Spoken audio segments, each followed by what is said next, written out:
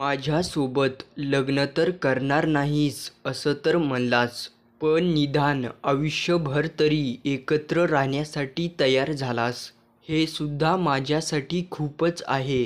तुझ्या आईबाबांनी अगोदर आपलं लग्न ठरवलं आणि नंतर ते काही कारणाने मोडलं.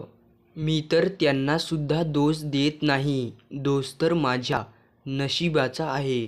दीपा म्हणत होती, मला तर आता जगणं हे व्यर्थ दिसत आहे. कारण आता मला समाजामध्ये कोणताच सन्मान मिळत नाही. तुझ्यासोबतचे आत्ताचे काही क्षण माझ्या जीवनात खूपच अमूल्यमय आहेत. कधी कधी मला असं वाटतं, तू माझ्या जवळ असतानाच माझ्या जीवनाचा हा अंत व्हावा. दीपाच्या या गोड बोलण्याकडे राकेशचं लक्षच नव्हतं. राकेश दीपाचं बोलणं हे कानामागे टाकीत असतो. राकेशला वाटत होतं की दीपा मला तिच्या भावनेमध्ये मला अडकवण्याचा प्रयत्न करीत आहे. राकेश हा दीपाला म्हणाला, दीपा, असं कोणी जरी मिळलं तरी आयुष्य काढणार आहेस का तू? दीपा, तुझी गोष्टच वेगळी आहे. नाहीतरी तुझ्यासोबत लग्न करायला कोण तयार होणार आहे? जर मला शक्य असतं तर मीच तुझ्यासोबत लग्न केलं असतं. दीपाला कधी राकेश असं बोलन म्हणून याची कल्पनासुद्धा नव्हती. दीपाला राकेशचा शब्द ऐकताच खूपच मोठा धक्का बसतो. दीपाच्या चेहऱ्याचा रंग हा खूपच उतारला जातो आणि दीपा फक्त राकेशच्या बोलण्याकडे लक्ष देते. राकेश दीपाला म्हणाला, दीपा, तू तर मला म्हणत आहेस की तुझं माझ्यावरती प्रेम आहे. मी तरी आजपर्यंत तुझ्या मनामध्ये माझ्याविषयी प्रेम पाहिलेलं नाही. तू फक्त मला दूर ठेवण्याचा प्रयत्न करीत आहेस.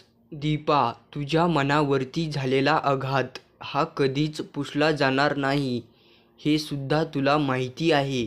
आणि दीपा, मी जर तुझ्यासोबत लग्न केलं तर तू आमच्या घरांना कधीच वारस देऊ शकणार नाहीस. असं आयुष्य काढणं कुणाला तरी सोपं वाटेल का दीपा?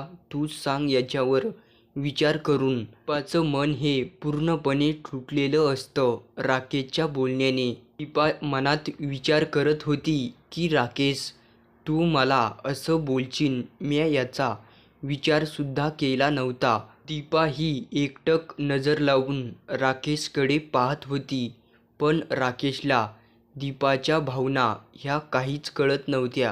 राकेश हा दीपाला म्हणाला, बहुतेक मला पुढच्या महिन्यामध्ये मीनासोबत लग्न करावं लागेल.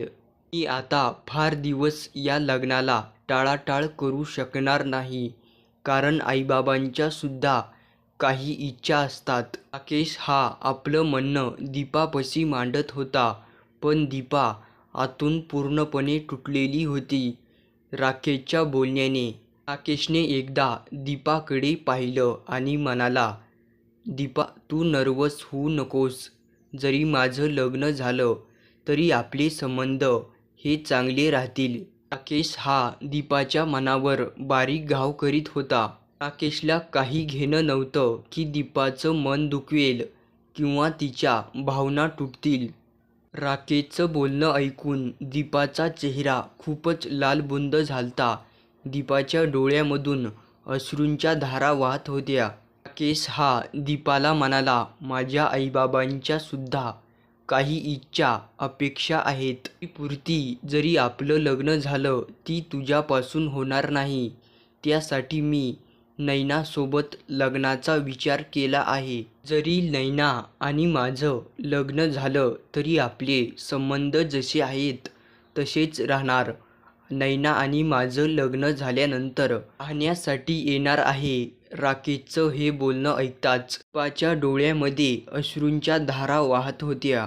दीपाला असं कधीच वाटलं नव्हतं की राकेश एवढा स्वार्थी असेल. आता दीपाला सुद्धा राकेशच्या बोलण्याची घिण्णा येत होती. तिला सुद्धा आता मनात असं वाटत होतं की राकेशने आपला फक्त फायदा घेतला आहे.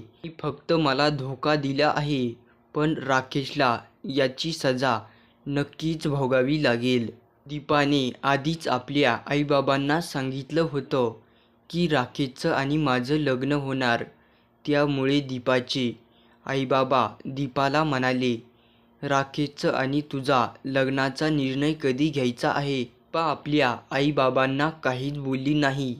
दीपाने मनात विचार केला, जर मी आईबाबांना सांगितलं की राकेशने मला लग्नासाठी नकार दिला आहे, त्यांना तर धक्काच बसेल.